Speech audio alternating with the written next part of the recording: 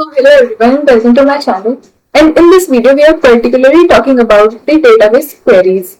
तो basically database की queries को स्टार्ट करने से पहले हमें पता होना चाहिए कि डेटाबेस क्या होता है, डेटाबेस को क्रिएट कैसे करते हैं और हमें ये भी पता होना चाहिए कि टेबल को हम क्रिएट कैसे करते हैं। अगर आपको इन सब चीजों की नॉलेज लेनी है तो आप मेरे चैनल पे जाके प्लेलिस्ट में जाके चेक कर सकते हैं। मैंने वहाँ पे इन सब चीजों की एक प्लेलिस्ट बनाई हुई है, उनके अंदर जो वीडियोज हैं उस वीडियो में मैंने सब कुछ कवर किया हुआ है। चलो अब स्टार्ट करते हैं अपनी डेटाबेस की क्वेरीज से। तो डेटाबेस की क्वेरीज बेसिकली क्या होती हैं? डेटाबेस की क्वेरीज कुछ कुछ कमांड्स ही होती हैं जिनको हम और मॉडिफिकेशंस के साथ यूज करेंगे। जैसे हमने पहले पढ़ा था, हमारी एक क्रिएट कमांड होती है डेटाबेस को क्रिएट करने के लिए। तो पहले हम अपने डेटाबेस को क्रिएट कर लेते हैं। क्रिएट डेटाबेस, और डेटाबेस को क्रिएट करने के लिए हम डेटाबेस का कोई नाम सेट कर देंगे जिसको हम रखने वाले हैं। सपोज ऑफिस का डेटाबेस है, एंड देन एग्जीक्यूट। तो हमारा डेटाबेस कंप्लीटली क्रिएट हो चुका है। सपोज हमारे पास दो ऑफिसेज हैं और हम दूसरे वाले ऑफिस के लिए भी डेटाबेस क्रिएट करना चाहते हैं जिसमें दूसरे वाले ऑफिस का सारा डेटा होगा।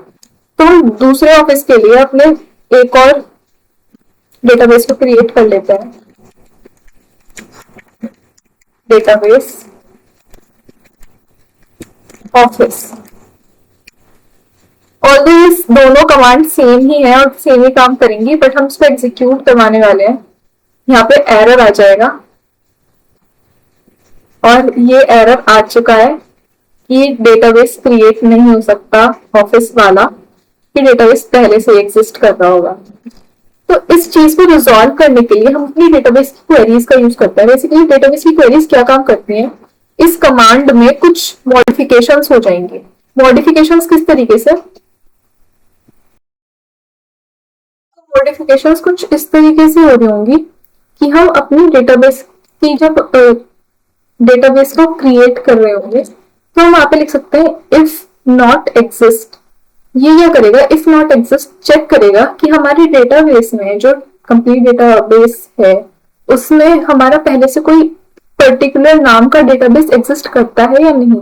अगर नहीं करता तो उस डेटाबेस को क्रिएट कर देगा, और अगर करता है तो उस डेटाबेस को क्रिएट नहीं करेगा और वो कोई एरर भी शो नहीं करेगा। हमारे पास सिर्फ एक वार्निंग आ जाएगी कि इस डेटाबेस को क्रिएट मत कीजिए क्योंकि ये डेटाबेस पहले से एग्जिस्ट करता है। तो इसको देखने के लिए हम क्या करेंगे? पहले इसको डिलीट कर देते हैं, आई मीन इसको बैकस्पेस हटा देते हैं और अब दोबारा से अपने एक डेटाबेस को क्रिएट करेंगे और तो सेम नाम का ऑफिस नाम का डेटाबेस हम क्रिएट करने वाले हैं। Database office. और इसमें हम मॉडिफिकेशन क्या करेंगे? हम अपनी डेटाबेस की क्वेरी को यहाँ पे इंक्लूड कर देंगे इफ नॉट एग्जिस्ट, और इसको एग्जीक्यूट करेंगे तो हमें आउटपुट विंडो में कुछ ये देखने को मिला, warning can not create database, क्योंकि डेटाबेस पहले से क्रिएट हो चुका है। तो ये तो था कि अगर हमें डेटाबेस क्रिएट करना है और वो डेटाबेस पहले से एग्जिस्ट करता है तो हमारे पास क्या आउटपुट आ रहा होगा। पर वहीं पे अगर हम बात करें कि हमें कोई डेटाबेस ड्रॉप करना है, मतलब डिलीट करना है, और हम पहले से उसे डिलीट कर चुके हैं, तो उसके लिए क्या ऑल्टरनेटिव हो सकते हैं डेटाबेस की क्वेरीज में। तो ऑल्दो हम यहाँ पे इस डेटाबेस को डिलीट नहीं करेंगे, डेटाबेस को डिलीट करने के लिए एक अलग से डेटाबेस क्रिएट कर लेते हैं। तो हम क्रिएट डेटाबेस, और क्योंकि ये वीडियो YouTube पे अपलोड होने वाली है तो YouTube के लिए ही डेटाबेस क्रिएट कर लेते हैं, देन एग्जीक्यूट। तो YouTube का डेटाबेस क्रिएट हो चुका है और अब हम इसको डिलीट करेंगे, मतलब ड्रॉप कमांड का यूज करके इसको डिलीट करेंगे।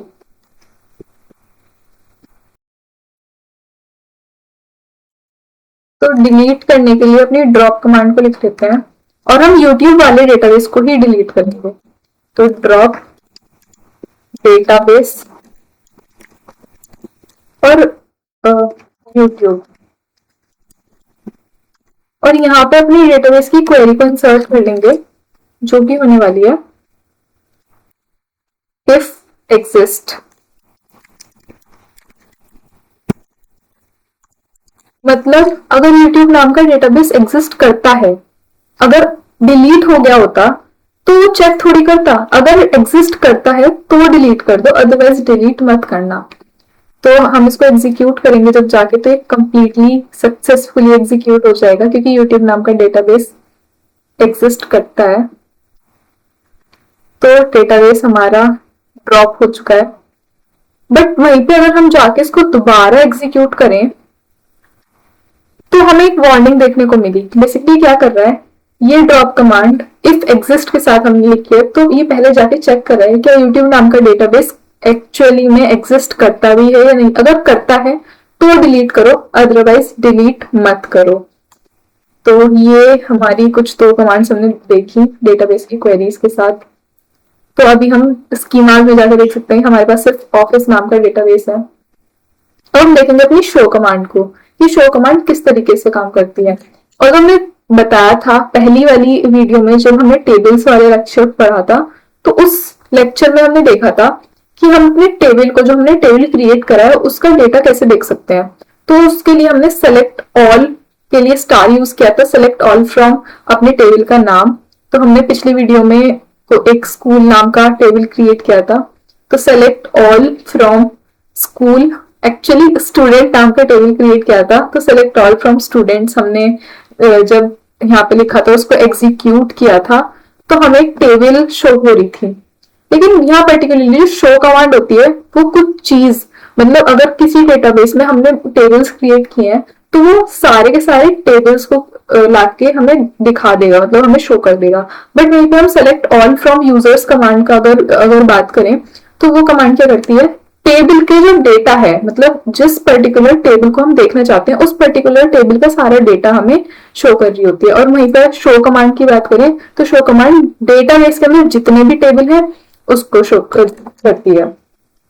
तो उसके लिए पहले हम अपने ऑफिस वाले डेटाबेस को ले लेंगे, और क्योंकि हमारे यूट्यूब वाला डेटाबेस तो वैसे भी डिलीट हो चुका है तो हम इसको हटा देते हैं और ऑफिस वाले डेटाबेस को यूज करेंगे। तो यूज करने के लिए हमें यूज कमांड लिखनी पड़ेगी। तो यूज ऑफिस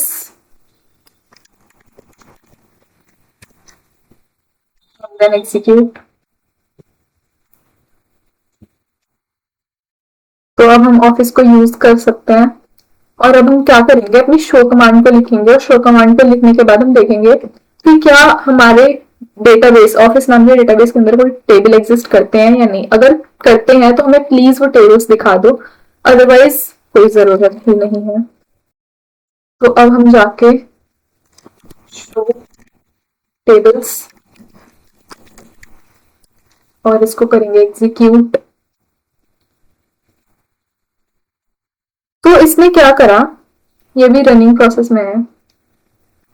इसने क्या करा, हमें शो टेबल्स तो कर दिया बट हमें टेबल्स दिख नहीं रहे हैं। हमें बेसिकली वो टेबल्स इसलिए नहीं दिख रहे हैं, अपनी आउटपुट विंडो को थोड़ा छोटा कर लेते हैं। हमें यहाँ पे कुछ भी चीज टेबल्स जैसी कुछ भी नहीं दिख रही है। वो बेसिकली इसलिए नहीं दिख रही है क्योंकि हमने ऑफिस नाम के डेटाबेस के अंदर कोई टेबल क्रिएट ही नहीं किया है। अगर हमने ऑफिस नाम वाले डेटाबेस, ऑफिस के डेटाबेस के अंदर कुछ टेबल्स क्रिएट किए थे तो वो हमें कंप्लीटली दिख रहे होते। बट हम यहाँ पे इसका ऑल्टरनेटिव चूज कर सकते हैं कि हम दो चार डेटाबेस बना सकते हैं और शो कमांड की मदद से हम सारे डेटाबेसेस को देख सकते हैं। तो इसको करके देखते हैं। अब इस आउटपुट विंडो को थोड़ा बड़ा कर लेते हैं और आउटपुट विंडो को क्लियर कर लेते हैं। एंड तो कुछ कुछ डेटाबेसेस बना लेते हैं, जैसे हमारे पास ऑफिस डेटाबेस तो पहले से ही है तो हम यहाँ पे क्रिएट कर लेते हैं, क्रिएट डेटाबेस, और एक स्कूल का डेटाबेस बना लेते हैं। शायद हम इसको पहले ही बना चुके हैं और इसको एग्जीक्यूट कर लेंगे। तो ये एग्जीक्यूट हो चुका है। एक कॉलेज का भी डेटाबेस बना लेते हैं।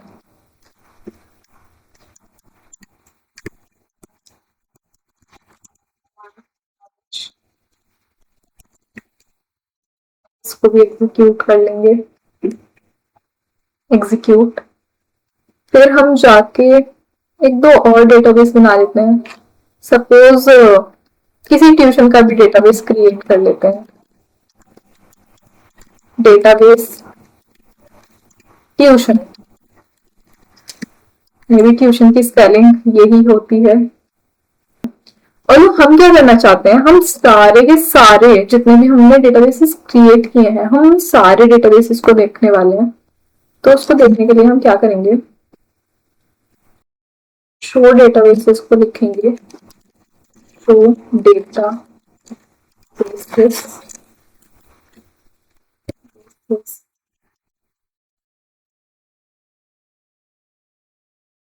make sure you have to remember this thing कि हमें कोई एक पर्टिकुलर डेटाबेस नहीं देखना है, हमें जितने भी हमने डेटाबेस क्रिएट किए हैं और जो इनबिल्ट डेटाबेसेस हैं वो सारे के सारे डेटाबेसेस देखने हैं। तो हमें डेटाबेसेस लिखना पड़ेगा। डेटाबेस लिखेंगे अगर हम यहाँ से एस हटा देते हैं तो एरर आ जाएगा, इसीलिए हमें डेटाबेसेस ही लिखना पड़ेगा।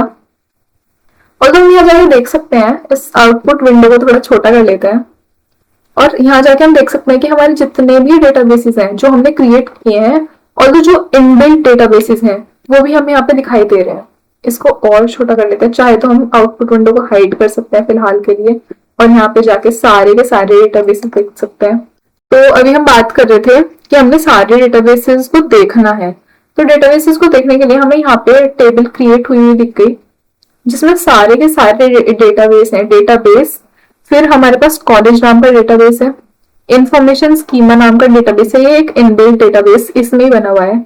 MySQL का डेटाबेस है जो MySQL का होता है। ऑफिस नाम से डेटाबेस है जो हमने क्रिएट किया है। परफॉर्मेंस स्कीमा है, ये भी कोई इनबिल्ट है। साकिला डेटाबेस है जो कि ये भी इनबिल्ट है।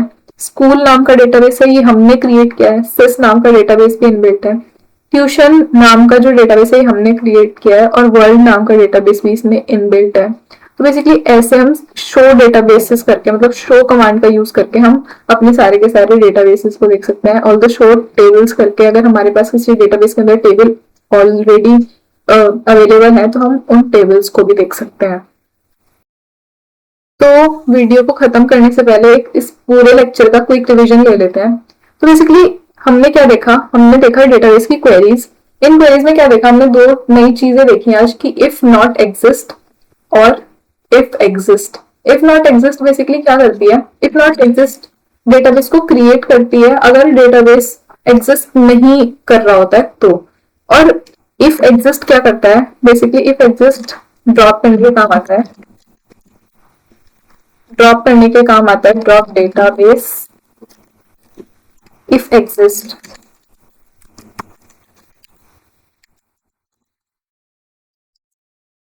और फिर अपने डेटाबेस का कुछ नाम लिख देंगे, डॉट डॉट डॉट डॉट, यहाँ पे कर देती हूँ मैं, यहाँ पे कुछ नाम आ रहा होगा, एंड सेमीकोलन। तो ये यहाँ पे हम अपने डेटाबेस का नाम लिख सकते हैं। ये डेटाबेस तभी ड्रॉप होगा अगर एग्जिस्ट कर रहा होगा। इफ एग्जिस्ट हमने डेटाबेस क्वेरी को यूज किया है।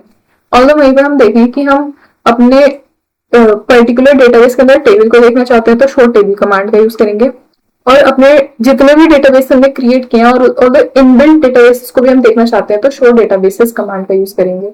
तो ये आज का कंप्लीट लेक्चर था और आपको ये लेक्चर इतना सारा इंफॉर्मेटिव लगा हो तो please like this video and make sure you have to subscribe the channel for more such informative video.